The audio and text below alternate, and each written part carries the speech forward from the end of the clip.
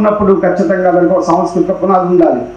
Mao గారు చెప్పినట్టు Mao settle యొక్క మాటల్లో చెప్పాలంటే ఆర్థిక సామాజిక రాజకీయ పోరాటాలు ఎప్పుడు విజయవంతం అవుతామంటే ఖచ్చితంగా సాంస్కృతిక రూపాల ద్వారానే ప్రజల మెదడును ప్రజల ఈ సమాజంలో ఉన్నటువంటి జడత్వాన్ని ఈ సమాజంలో గనిగించినటువంటి పితృస్వామిక భావజాలాన్ని తూర్చివేయటం మాటల ద్వారా అయ్యేటటువంటి పని కాదు. జీవన్ కుమార్ సార్ని అడిగితే ఒక 100 గంటల సేపు మాట్లాడగలుగుతారు. ఇక్కడ ఉన్నటువంటి శంకర్ గారిని అడిగితే 1 గంట సేపు మాట్లాడగలుగుతారు. కానీ గంట సేపు మాట్లాడినా ఎంత మేరకు మనము ప్రజల్లోకి భావజాలను ఎక్కించగలిగినము. అదే విమలకు వచ్చిందంటే, మల్సూర్ వచ్చాడంటే, రమేష్ వచ్చాడంటే ఒక పాటతోని వాళ్ళ గొంతుతోని ప్రజలను కదిలించగలుగుతారు. ఇవాళ సమాజానికి మరింతగా కావాల్సింది మరిన్ని కళారూపాలు కావాలి. 21వ శతాబ్దం మొత్తం మీడియా యుగం. మీ మీడియా ఇప్పుడు వస్తున్నటువంటి హైటెక్ మీడియా, ఇప్పుడు వస్తున్నటువంటి సోషల్ మీడియాలో ప్రజా కళారూపాలు ప్రదర్శించాలి. మొన్న మనం 10 ఏళ్ల కింద 20 ఏళ్ల కింద సామ్రాజ్యవాదానికి వ్యతిరేకంగా ఒక వీధి నాటక వేసామంటే ఆ వీధి నాటక చూడటం కోసం, అర్థం చేసుకోవటం కోసం ప్రజలు వచ్చేవాళ్ళు. కానీ వాళ్ళ రానున్న తరం మన తరం కాదు. నేటి తరం ఇంజనీరింగ్ కాలేజీల్లో, డిగ్రీ కాలేజీల్లో, యూనివర్సిటీ మైదానాల్లో చదువుతున్న తరానికి మీ గంట సేపు స్పీచ్ వినేటటువంటి ఓపిక కానీ అవసరం కానీ లేదు. శంకర్ గారు, నాగేశ్వరరావు శంకర్ గారు ఉన్నారు. వారు అద్భుతంగా మాట్లాడతారు. వాళ్ళ పాటలు, వారి యొక్క కవిత్వం గంట సేపు చెప్తే ఈ జనరేషన్ వినేటువంటి స్థితిలో లేదు.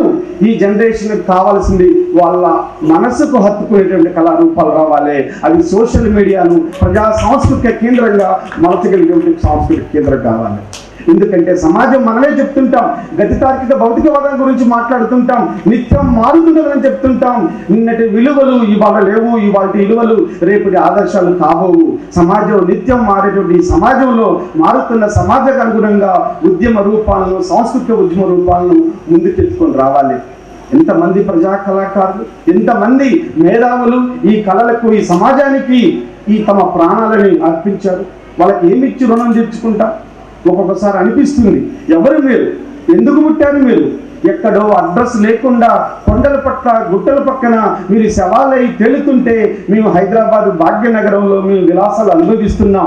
మీది మాది ఒకే ప్రాణం, ఎందుకు మా ప్రాణం అంటే మాకు ఇంత ప్రీతి, ఎందుకు మీ ప్రజల పట్ల ఉన్నటువంటి అంత మక్కువతోని మీ ప్రాణాన్ని అంత తేలికగా ఒక కొండ పక్కన, గుట్ట పక్కన, ఏరు పక్కన వదలుతున్నారు?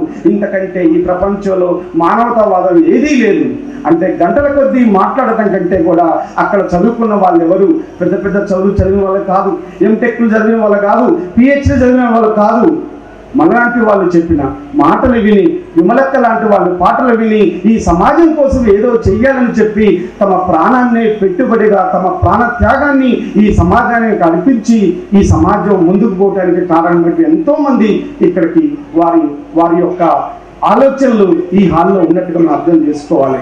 అందుకని ప్రియమైన మిత్రులారా, ఒక సమాజం ముందుకు కదులుతున్నప్పుడు సమాజంలో ఆధిపత్య భావజాలంతో, సమాజంలో ఉన్నటువంటి అధికార వర్గం ఆధిపత్య భావజాలమే పండుగల రూపంలో, పబ్బాల రూపంలో, సంస్కృతి రూపంలో వస్తుంది తప్ప ఆధిపత్య భావజాలానికి అతీతంగా ఎటువంటి కార్యక్రమం నిర్వహించబడదు.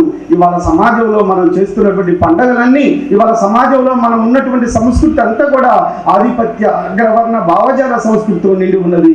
దీన్ని ప్రజల్లోకి ప్రజామయం చేయాల్సిన బాధ్యత మరింతగా అరుణోదయ సంస్కృతి సమఖ్యపై ఉన్నది.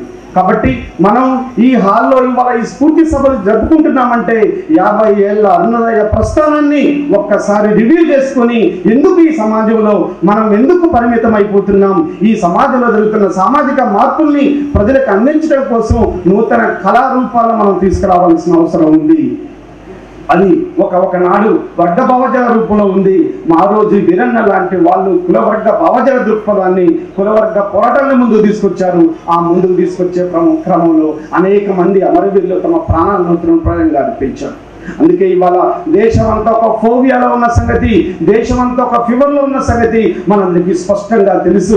ఏది మాట్లాడాలన్నా, ఏది రాయాలన్నా ఆచితూచి మాట్లాడాల్సిన సందర్భంలోకి ఇవాళ పాలక వర్గ పార్టీలు మేధావి వర్గాన్ని నెట్టాయి. కనుకనే మాట్లాడే ముందు, రాసే ముందు మన రాతల్ని, మన మాటలను తూచి మాట్లాడాల్సినటువంటి ఒక భయానక సందర్భంలోకి ఇవాళ భారతీయ సమాజం నెట్టబడ్డది.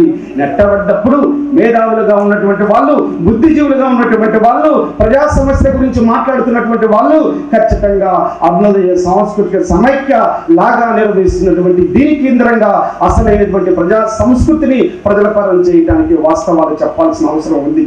అందుకనే దేశభక్తికి అర్థాలు మారిపోతున్నాయి.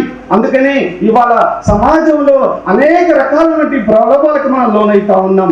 అది పరుహత్య రూపంలో, అది కులోన్మాద రూపంలో, అది రకరకాల రూపంలో ముందుకు వస్తూ ఉంది. కాబట్టి మునుపెన్నడూ లేని విధంగా ఇవాళ ప్రజా సంఘాలపై, విప్లవ సంస్థలపై అరుణోదయ లాంటి అపురూపమైనటువంటి మహోజ్వలమైనటువంటి సమున్నతమైనటువంటి 50 ఏళ్ల సాంస్కృతిక పోరాటం, సాంస్కృతిక వారసత్వం, ప్రజా సాంస్కృతిక వారసత్వం ఉన్నటువంటి సంస్థ అరుణోదయ. కాబట్టి అరుణోదయ వారసత్వాన్ని కాపాడటం, అరుణోదయ యొక్క ఉద్యమాన్ని మొత్తం సమీక్షించుకోవటం, ఆ ఉద్యమ సమీక్షలో మనకు వచ్చినటువంటి అనుభవాలను తీసుకొని మరింత ముందుగా పోవాలి. విమలక్క ప్రారంభంలో ఒక పాట పాడారు. పీడిఎస్కి 50 ఏళ్ళు, పీవడబ్ల్యూకి 50 ఏళ్ళు, అరుణోదయకి 50 ఏళ్ళు. 50 ఏళ్ళ జీవితం అనేది, 50 ఏళ్ళ కాలం అనేది మామూలు కాలం ఏమీ కాదు. ఒక విద్యార్థి పుట్టినప్పటి నుంచి 50 ఏళ్ల కాలంలో అనేక ఆలోచనలతో వస్తాడు, అనేక అనుభవాలతో వస్తాడు. ఒక పరిపూర్ణమైనటువంటి అనుభవజ్ఞుడైనటువంటి ఒక వ్యక్తిగా దారితీలుతాడు సమాజంలో.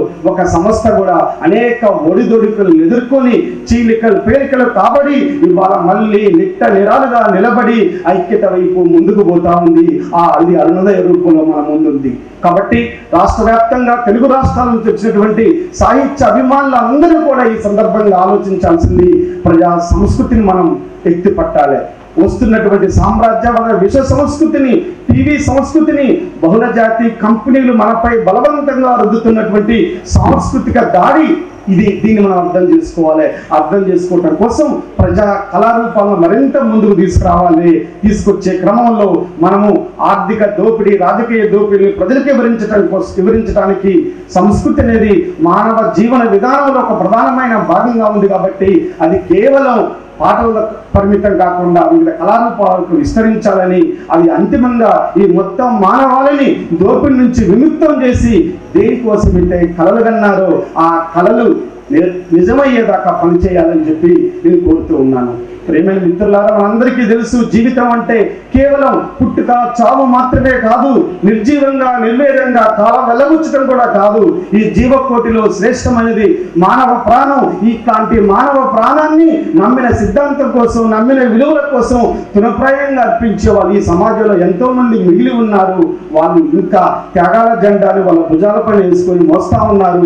వాళ్ళు నమ్మిన విలువల కోసం, చివరికాంట ఉండటం కోసం మన మధ్య లేకున్నా మనకు కనిపించినటువంటి అదృశ్య శక్తులుగా వాళ్ళు సమాజాన్ని నడిపిస్తూ ఉన్నారు. అట్లాంటి వాళ్ళకి మనం చేదుడుగా వాదుడుగా ఉంటూ ప్రజా సంస్కృతిని ప్రజల పరం చేయడం కోసం, దోపిడీ పీడనలు ఎదిరించడం కోసం ఇలాంటి అరుణోదయ లాంటి సంస్థలు ఏర్పాటు చేస్తున్నటువంటి ఈ 50 ఏళ్ల ముగింపు సభలకు సామాన్య ఆవిష్కరణ కార్యక్రమానికి రావటం ద్వారా మరొక్కసారి నిర్జీవంగా నిర్వేదంగా ఉన్న మనం కొత్త శక్తిని సంతరించుకొని ఈ దేశానికి సోషలిజం ఒక ప్రత్యామ్నాయ శక్తిగా రాగలదు. మరో ప్రపంచం సాధ్యమే. మనం నమ్ముతున్నాం, నమ్మిన దానికి నిలబడుతున్నాం. ప్రపంచంలో ప్రతిదీ కూడా నమ్మకం అనేటటువంటి ఒక విలువైనటువంటి పదునైనటువంటి ఆయుధంతో విజయం వస్తుందని చెప్పి ఆ విజయం వచ్చే క్రమంలో ఇలాంటి వేదిక ఒకటి ఉపయోగపడాలని అరుణోదయ 50 ఏళ్ల ముగింపు సభలకు పిలిచినందుకు, మాట్లాడటానికి నన్ను ఆహ్వానించినందుకు విమలక్కకు, అరుణోదయ సాంస్కృతిక సమైక్య రాష్ట్ర కార్యవర్గానికి పేరు పేరున ఉద్యమాలను తెలియజేస్తూ ముగిస్తున్నాను.